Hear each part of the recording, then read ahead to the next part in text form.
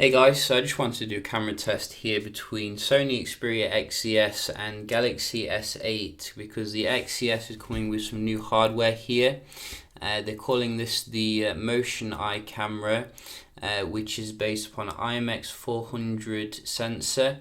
It's the world's first 3-layer stacked image sensor with DRAM, which all sounds very good on paper, but how does it perform against one of the best phones in terms of the camera here, which is coming with some older sensor technology. I think the IMX is the 200 series in the S8.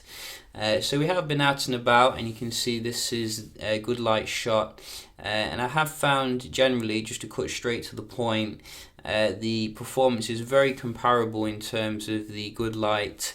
You're going to struggle to see any perceivable difference here, which is on one hand good for Sony fans, but on the other hand it's a bit disappointing because this is using the most up-to-date hardware and this is not using the most up-to-date camera hardware. So it just goes to show you again, Samsung is much further ahead when it comes to the software processing, really squeezing the most out of that sensor here.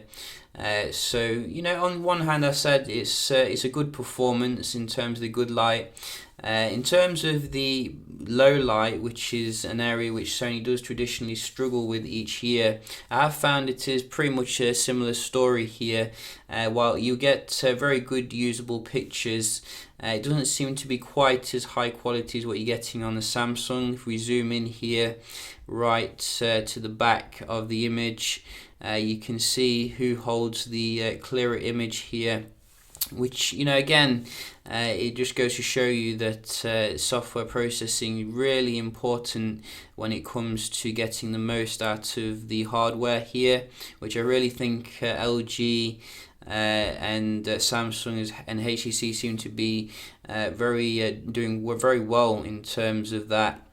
So in terms of the low light, I have found it's a decent performance, well not quite as high quality as what you're getting on the Samsung again. So it is what it is really. Maybe we'll have to wait for the new Sony Xperia XZ1 phones, which I think they've just announced actually. They've not even released the XZ Premium and they're already releasing new phones, which is pretty random. But in terms of the selfie shooter, again, I think Samsung's got the edge here. I think the front-facing cam is quite a decent one on the Sony. Let me just get the spec here. So it's a 13 megapixel Exmor RS wide angle lens. But if we just zoom in here on the background, you can see that the Sony does get a little bit grainy, I've noticed, in the corners again. And I am rooting for Sony here, but I just got to report the facts, what I see.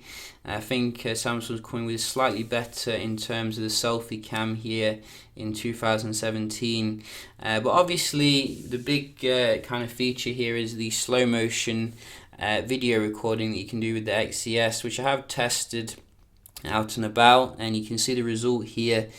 And overall I'd say that it's quite an interesting feature. It makes things look pretty interesting, particularly like if you're filming wildlife or sports or things. But the actual quality doesn't seem to be very good because it is like handicapped. You can't use 4K mode or full HD when doing the slow motion. You have to, I think it's 720p, and it does look pretty low quality in terms of the the actual video. So I'd much prefer just using the 4K and the steady shot on the XZs because it looks much better. Yes, you're not doing the super slow motion, but I wish they would have made that available in the highest resolution. The video on the S8 is obviously class leading. It's got the optical image stabilization. It looks absolutely fantastic, but you don't get the super slow motion mode on the S8. So it is a trump card to Sony, but they could have been implemented better. And I think that Apple or someone like that will come and implement it using the full HD or 4K in future. So a kind of a mixed bag here then when it comes to the XZs again. I think most of it is down to the software really, which Sony just for some reason just can't get right each year. They're using the most up-to-date hardware, and I think if they did sort out the software, they'd be much better overall.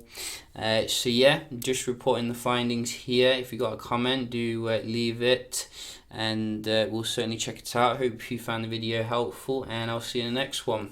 Cheers.